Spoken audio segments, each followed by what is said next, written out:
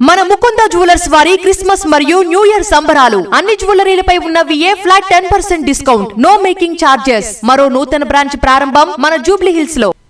ఆరావళి పర్వతాల్లో మైనింగ్ పూర్తిగా నిలిపివేయాలని పర్యావరణవేత్తలు డిమాండ్ చేస్తున్నారు. కొత్త మైనింగ్ కు అనుమతి ఇవ్వరాదంటూనే కేంద్రం తవ్వకాలపై ఇచ్చిన ఆదేశాలపై నిరసనలు వ్యక్తమవుతున్నాయి. దేశ రాజధాని సహా ఉత్తరాదిని వాయు కాలుష్యం సమస్య వేధిస్తున్న వేళ పర్యావరణ సమతుల్యాన్ని కాపాడే ఈ పర్వతాలను పరిరక్షించుకోవాల్సిన అవసరం ఉందని స్పష్టం చేస్తున్నారు.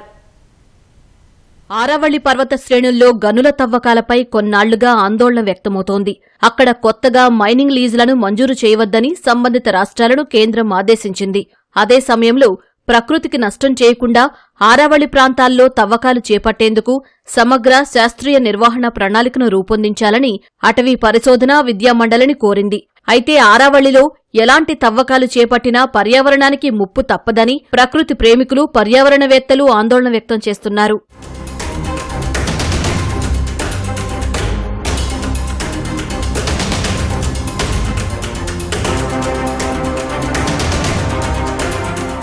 ఆరావళి పర్వతాలు గుజరాత్ నుంచి రాజస్థాన్ వరకు విస్తరించి ఉన్నాయి.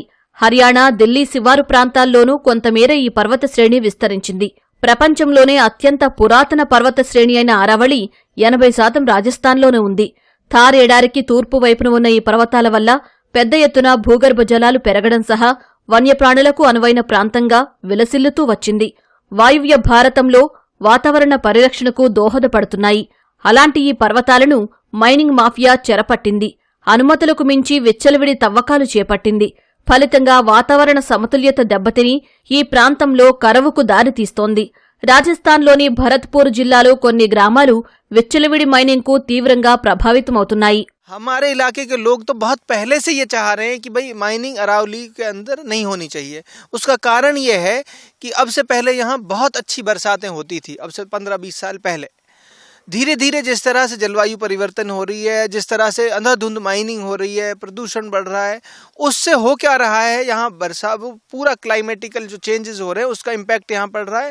सूखे जैसी स्थितियां देखने को मिल रही हैं इस इलाके में. మరోవైపు ఆరావళి పర్వత శ్రేణిలో కొండ అంటే ఏంటో కేంద్ర పర్యావరణ, అటవీ మంత్రిత్వ శాఖ నేతృత్వంలోని కమిటీ ఇచ్చిన నిర్వచనాన్ని సుప్రీంకోర్టు ఆమోదించడంపై ఆందోళన వ్యక్తమవుతోంది.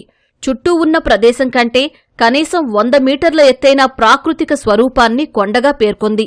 500 మీటర్ల పరిధిలో అలాంటి కొండలు రెండుంటే అది పర్వత శ్రేణి అవుతుందని నిర్వచించింది.